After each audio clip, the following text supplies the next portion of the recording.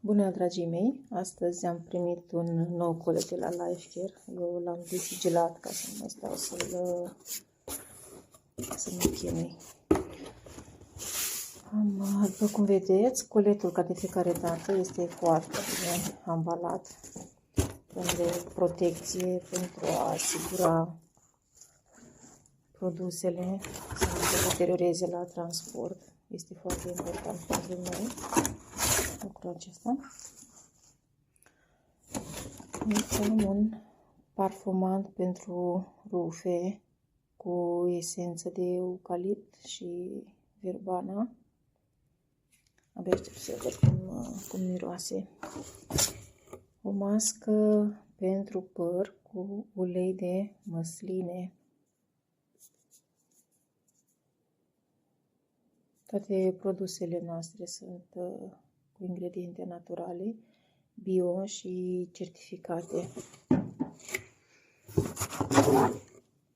Puterea ursului este un gel încălzitor cu plante bio. Acest gel îl folosește soțul meu pentru durerile de spate, durerile de genunchi sau de articulații.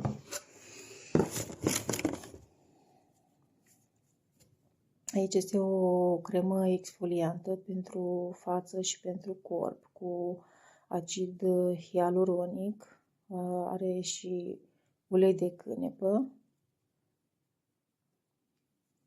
O să vă fac un filmuleț cu fiecare produs în parte ca să vă dau mai multe detalii despre aceste produse.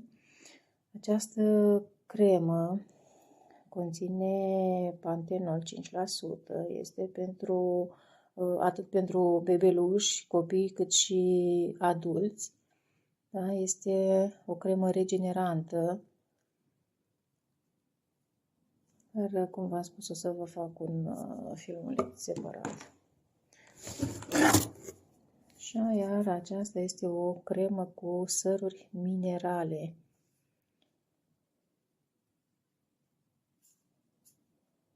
Sunt curioasă să văd. Iar aici am noul catalog care s-a lansat de la 1 martie. Avem un nou catalog.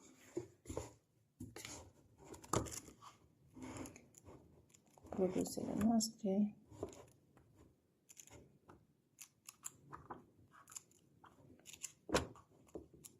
Dacă sunteți interesați de a folosi produse naturale și pentru a vă îmbunătăți calitatea vieții, puteți oricând să mă contactați și vă ajut cu mare drag cu o comandă sau detalii despre produsele pe care noi le avem. Iar aici, jurnalul fericirii.